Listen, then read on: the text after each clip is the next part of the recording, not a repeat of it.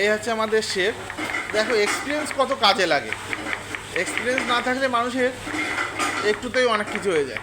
আমরা বাড়িতে বলি কত কাজ করি, একটুখানি কাজ করতে গিয়েই আমরা হাঁপিয়ে যাই। কিন্তু কাজ হচ্ছে এইটা, যে কাজ করে আমাদের সংসার চলে, তখন আমাদের দেখা লাগে না, না দেখেই কাজ। এক্সপিরিয়েন্স হচ্ছে এরকম জিনিস।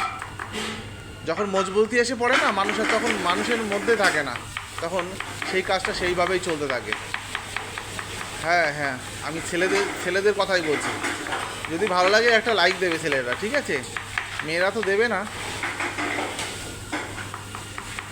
দেখো